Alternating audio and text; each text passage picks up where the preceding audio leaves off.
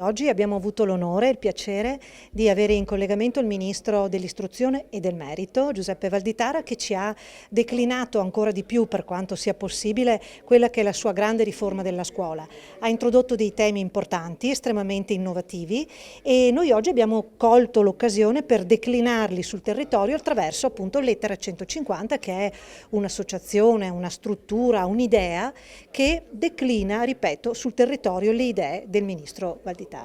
Gli obiettivi sono quelli di aprire un grande dibattito nel Paese sui temi che principalmente Valditara e tutto il gruppo dei suoi collaboratori elabora da anni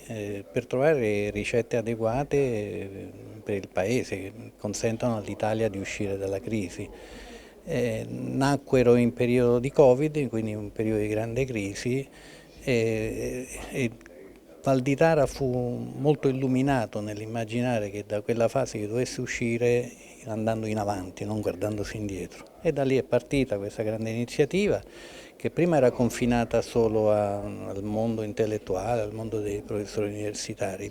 poi pian piano si è radicata sul territorio e adesso stanno nascendo circoli in tutta Italia che poi ovviamente raccolgono tutte le categorie, tutte le persone che hanno qualcosa di sano, di importante, di utile, di incisivo da dire e che possano dare un contributo allo sviluppo di un dibattito culturale importante nel Paese. Il circolo Lettera 150 in Veneto è nato proprio il 18 di aprile, quindi è abbastanza recente. Abbiamo un buon numero di adesioni e soprattutto abbiamo cercato di rappresentare tutte le province del Veneto, per cui insomma ci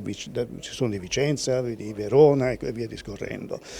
Il fine è quello appunto di creare, così come anche detto prima, uno spazio di discussione in cui demagogia, pregiudizi ideologici siano banditi e quindi allo scopo di creare questa comunità dialogante nell'interesse dei singoli territori e del Paese tutto in generale.